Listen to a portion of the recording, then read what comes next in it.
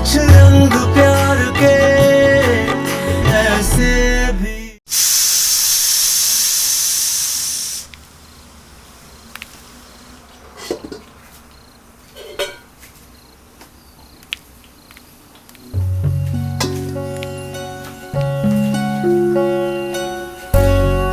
फिर से खाने के समय से पहले खाने का मन कर रहा है? मन तो तुझे ऐसे काम करते देखकर ही भर गया ईश्वरी। अब जब तू खिलाएगी तो खा लूंगा। ईश्वरी, तू पहले से बेहतर है ना? हाँ भैया, ठीक हूं मैं। वैसे ही पूरे परिवार के साथ रहो तो यही होता है, खुद के दुख पर रोने का भी समय नहीं मिलता। और भैया अगर हम खुद ही धरना देकर बैठ गए तो गृहस्थी कैसे चलेगी? और फिर मैंने सोचा कि मैं बेकार में ही सोनाक्षी और उसके घर वालों के बारे में सोच रही हूँ। वो लोग चाहे कुछ भी कहें, भले मेरा कोई कसूर ना हो, पर अगर कसूर होता तब भी ठीक ही था। अगर बच्चे अपने पसंद की जीवन साथी चुनते हैं तो क्या माँ को इतना भी अधिकार नहीं कि अपनी पसंद नापसंद जताए? बिल्कुल ठीक कहा तूने। हाँ भाई तू ऐसे ही अच्छी लगती है मेरी कचौरी। हाँ भैया। Sorry sorry. भैया मेरा बहुत मन कर रहा है कि कल वो अजमेरी गेट वाला शिव मंदिर है ना, वहाँ एक बार मत्था टेक कर आऊं। लेकिन गाड़ी तो गैराज में है। तभी तो आपसे कह रही हूँ, आप ले चलिए ना। हाँ तो ठीक है ना, मुझे पेंशन के काम से पेंशन ऑफिस जाना है, तो जाते जाते मैं तुझे छोड़ दूंगा। ओ, लेकिन तू आएगी कैसे वापस? कुछ ना कुछ कर लूंगी ना भैया, आप उसकी चिंता मत कीजिए। आप बस छोड़ आइए। किसे छोड़ने की बात हो रही है? आजा बेटा आजा। देव, मैं सोच रहा हूँ कि तेरी माँ को अजमेरी गेट तक छोड़ दूं, लेकिन समस्या ये बेटा कि इसे लाएगा कौन? वो कल मैं वहाँ का शिव मंदिर है ना, वहाँ मत्था टेकने जाना चाहती हूँ। हाँ तो ठीक है ना, अरे जब तेरी पूजा हो जाए तो मुझे फोन कर देना, मैं आके तुझे पिक कर लूंगा। चल अब खाना लगा दे, भूख लग रही। देव? हाँ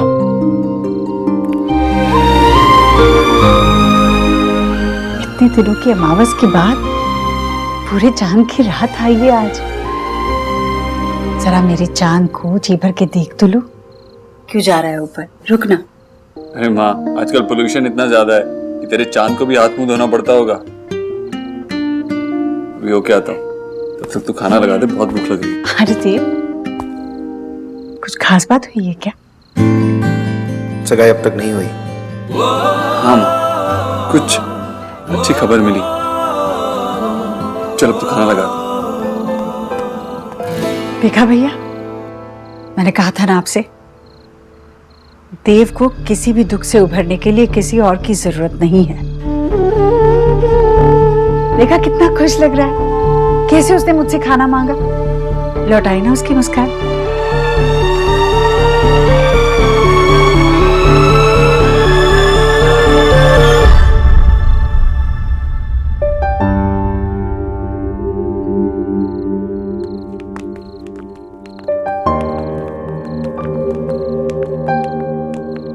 क्या हुआ डॉक्टर साहब, अभी तक सोए नहीं?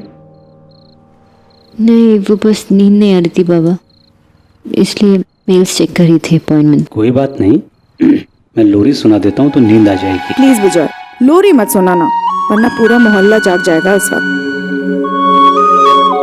This is perfect. देखो हंसते हुए कितनी अच्छी लगती है हमारी शोना। बेटा, पूरा वक्त अगर हंसते हुए बिता दो ना तो पूरा वक्त नहीं रहता। ऐसे ही हंसते हंसते पुरानी यादों को भी भुला दो और नई शुरुआत करो, है ना? शोना, हम लोग सोच रहे थे कि ये शादी जितनी जल्दी हो जाए उतना अच्छा है सभी के लिए। तो बेटा एंगेजमेंट फिक्स कर लें। इतनी भी क्या जल्दी है बाबा मुझे वहाँ बेचने में? नहीं बेटा, ऐसा कुछ नहीं है। वो ऋतिक बार बार यहाँ आता है तो हमने सोचा हम जल्दी से तुम्हें ही वहाँ भेज दें। नहीं बाबा, अभी नहीं, थोड़ी टाइम बाद। ठीक है, लेकिन अभी सो जाओ वरना मैं लोरी सुना दूंगा।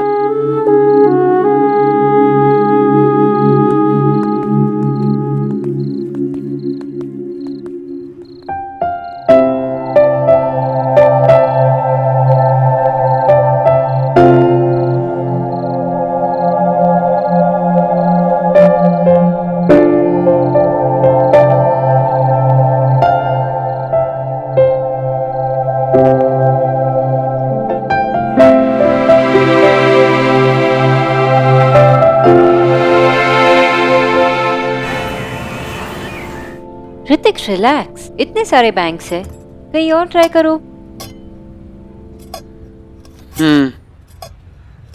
पता है, मेरी एक 15 साल की पेशेंट थी, पतली होना चाहती थी, इसलिए खाना खाना बंद कर दिया। मेरे सजेशंस तक नहीं लेती थी, बात ही नहीं सुनती थी। पता है, एक दिन उसने डिसाइड कर लिया कि वो अभी डाइट फॉलो करेगी। पता है क्यों?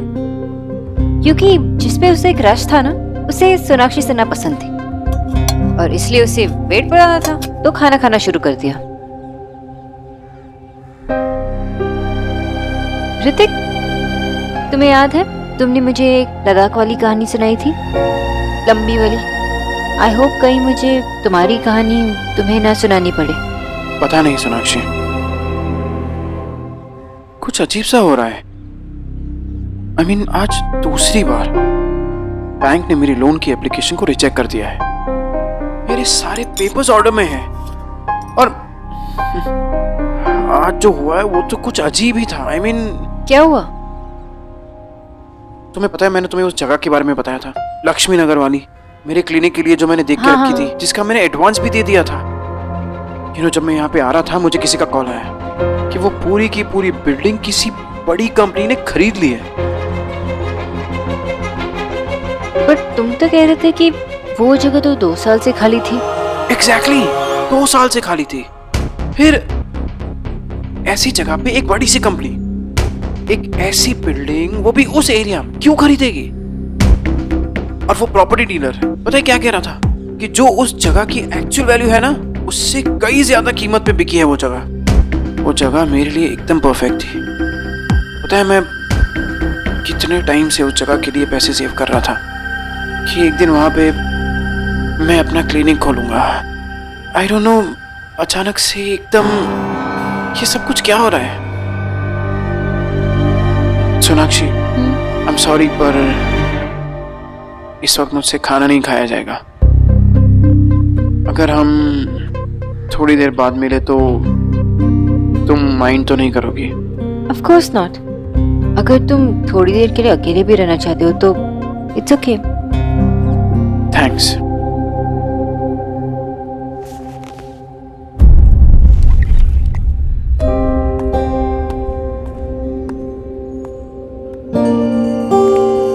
सब कुछ तो ठीक ही चल रहा था, ये अचानक से क्या हुआ?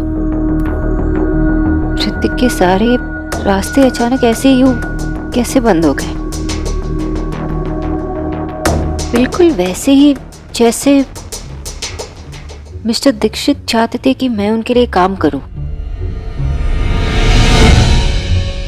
वहां मेरी नौकरी छूटी और यहाँ ऋतिक का लोन कैंसिल हुआ।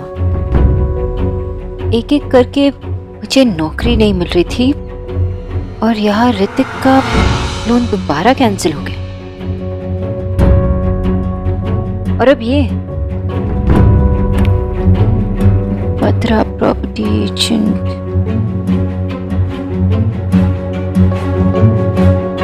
हेलो, भद्रा प्रॉपर्टी एजेंट। मिस्टर दीक्षित, मैं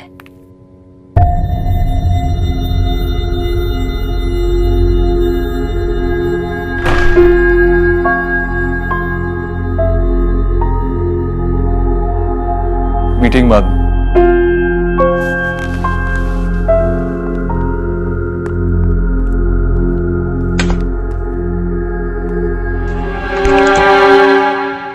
इतने महीनों में मैं आपको पहली बार पहचान पाई हूँ मिस्टर दीक्षित। मिस बोस, अपने आप को थोड़ा तो क्रेडिट दीजिए। बिना किसी को जाने आप किसी से प्यार कैसे कर सकती? या तो आपके लिए प्यार का मतलब ही अलग था, या तो आपने मुझसे कभी प्यार ही नहीं किया, वरना इतनी आसानी से मेरे फीलिंग्स के साथ नहीं खेलते। मुझे नहीं पता आप क्या कह रही हैं, लेकिन खेलने में यूजुअली मजा आता है। एंड ट्रस्ट मी, मुझे कोई मजा नहीं आ रहा। रियली? मुझे तो लगा कि आपको बहुत मजा आ रहा है।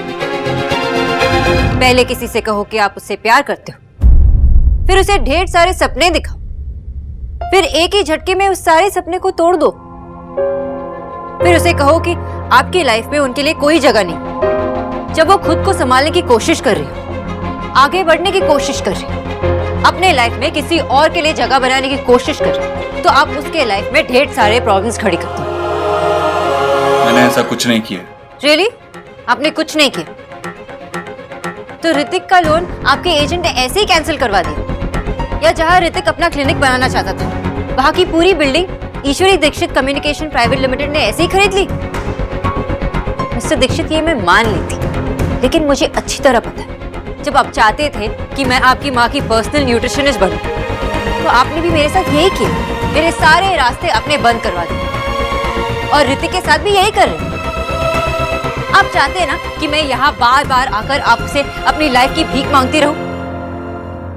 यार तू भी सर को कुछ भी बोल दे यार प्लीज, हमें पहुंच जाऊंगी पक्का। हाँ ओके, बाय बाय बाय। माँ, भैया अभी तक क्यों नहीं आए? सब्र करना बेटा, आ जाएगा, ट्रैफिक पे रह गया होगा। बहुत टाइम हो गया। अरे ईश्वरी, तू अभी तक गई नहीं? मुझे लगा देव आ गया होगा। हाँ हाँ, उसी का इंतजार कर रही हूँ मैं, बस पहुँचता ही होगा। पूछ ले उसको, अगर उसको आने में देर है तो मैं छोड़ देती हूँ, मना कर दे देव को। नहीं नहीं, उसकी कोई जरूरत नहीं है, उसने एक बार कह दिया है ना वो आएगा, मतलब वो आएगा ही आएगा। ये तो पक्की बात है। श्रवण कुमार है तुम्हारा बेटा। अच्छा, उसके लिए कोई लड़की ढूंढी तुमने? बहुत अच्छी लड़की है मेरी नजर में, तू बोले तो बात चलाऊं? अभी नहीं, अभी थोड़ा समय है। आप मेरे लिए तो नहीं रुकी है ना? नहीं मतलब अगर आपको देर हो रही है तो आप जा सकती हैं, ये है मेरे साथ। अच्छा ठीक है, मिलते हैं। हाँ माँ, खड़े खड़े पैर दुख गए मेरे, मैं भैया को फोन कर रही हूँ। देख लगा कर। फोन ही नहीं उठा रहे भैया। फोन नहीं उठा रहा है? अरे अगर कहीं फंस गया होता तो कम से कम एक फोन कर लेना चाहिए था ना, ऐसे तो कभी करता नहीं है वो। देखा, अरे आ गया, देख पूछ कहाँ पर है। मेरी फ्रेंड का है माँ। हेलो, बोलिए ना, अब चुप क्यों है? बोलिए कि मैं तुम्हारी जिंदगी में इंटरफियर नहीं कर रहा हूँ, मुझे टॉर्चर करने के अलग अलग तरीके नहीं ढूंढ रहे हो, मुझे हमेशा खुश नहीं देखना चाहते। मैं मिस बोस, मैं तुम्हें खुश नहीं देखना चाहता। एग्जैक्टली, आपकी माँ मुझे आपके साथ खुश नहीं देखना चाहती थी, और आप मुझे किसी के साथ खुश नहीं देखना चाहते। मिस बोस, आप हद से ज्यादा आगे बढ़ रही हैं। It's doctor Bose for you. और क्या हुआ जब बात आई आपकी माँ की, तो आप बुरा मान गए? और आपने जो किया वो क्या? आप मेरे फैमिली को बार बार बीच में लाकर उन्हें परेशान करते रहे, उसका क्या? मैं आपको कैसे समझाऊं मिस्टर दीक्षित? मैं आगे बढ़ रही हूँ और आपका मेरे लाइफ पे कोई हक नहीं। झूठ बोल रही हो तुम, ओके? झूठ बोल रही हो तुम।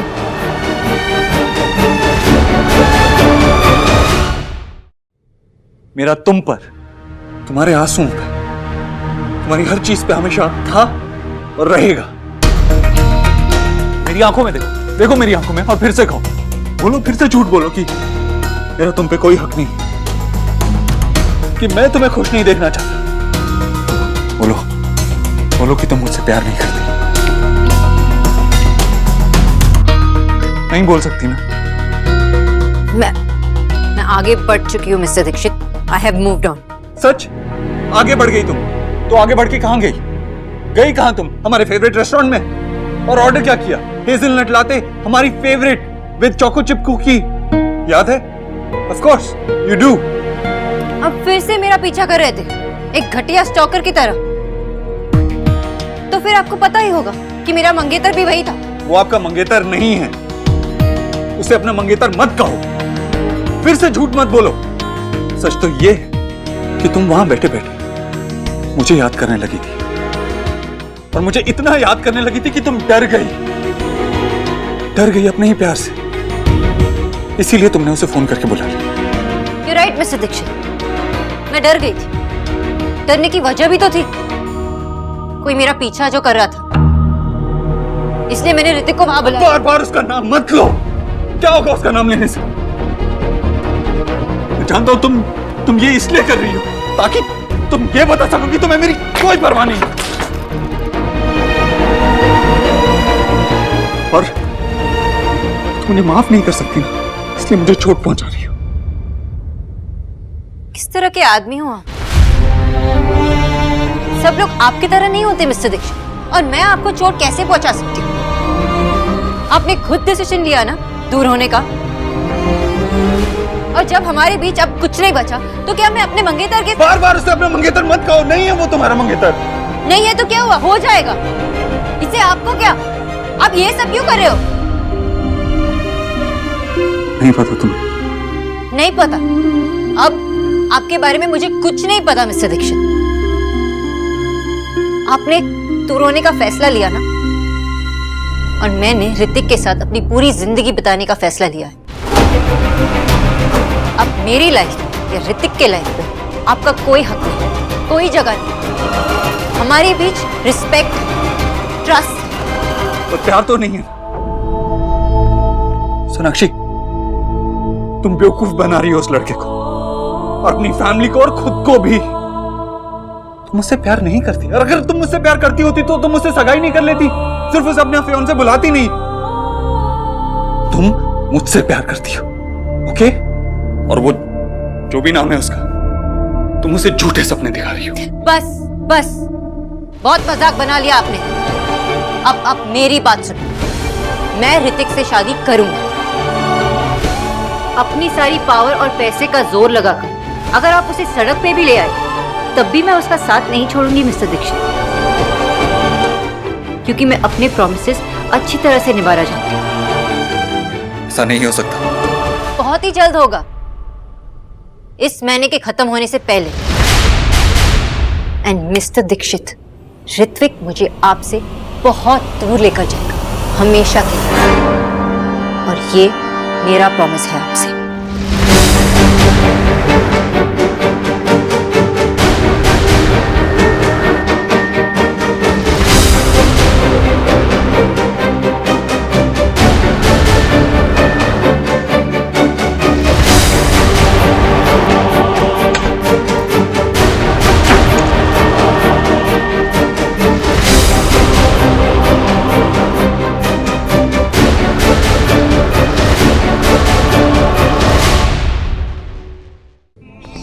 मैं ऋतिक से शादी करूंगी, अपनी सारी पावर और पैसे का जोर लगाकर। अगर आप उसे सड़क पे भी ले आए तब भी मैं उसका साथ नहीं छोड़ूंगी मिस्टर दीक्षित। ऋत्विक मुझे आपसे बहुत दूर लेकर जाएगा, हमेशा के लिए। और ये मेरा प्रॉमिस है आपसे। तुम कहीं नहीं जा सकती। सोना, you can't move on. You love me. You love me, Sonakshi. यहाँ पहुँचने में इतना समय तो नहीं लगता, और अगर कहीं फंस गया होता तो जरूर फोन कर ही देता।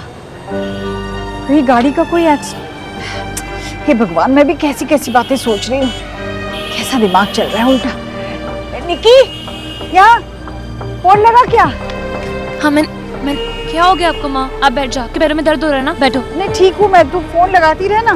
क्या देखूं मैं, इतने बार तो किया। आप पहले बैठ जाओ, उसके बाद में करती हूँ। पहले बैठो। मैं बैठती हूँ यहाँ पे, बस तू लगाती रहे जब तक फोन नहीं उठाता ना। हाँ मैं लगाती हूँ। नहीं उठा रहे माँ। ये फोन क्यों नहीं उठा रहा है? निकी, अब मुझे घबराहट हो रही है। ये लड़का फोन भी नहीं उठा रहा है। हाँ माँ, कुछ इम्पोर्टेंट काम ही होगा, वरना अब आपके लिए सारा काम और सारी मीटिंग्स छोड़ देते हैं ना, तो कुछ बड़ी बात ही होगी। आप ऐसे चिंता मत करो। हाँ। मैं टीना को भी फोन लगा कर देखती हूँ। हेलो। Yes ma'am. अरे टीना, देव कहाँ है? मैम एक्चुअली मैं अभी तक ऑफिस पहुंची नहीं हूँ, मैं होम टाउन गई हुई थी। मैम आप मुझे 5 मिनट दे दीजिए, मैं आपको बताती हूँ फिर। अच्छा, फोन करना जरूर। Okay ma'am. टीना भी ऑफिस में नहीं थी, अब पहुंचते ही फोन करेगी। तू देव को फोन लगाती रहे।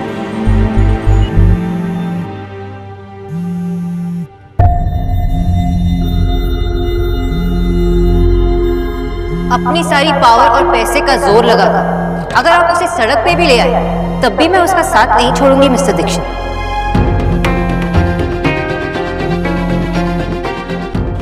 नहीं उठा अभी?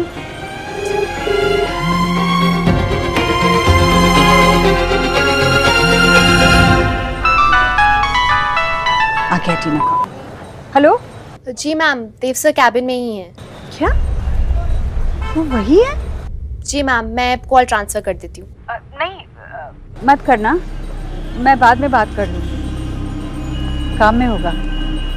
Okay ma'am.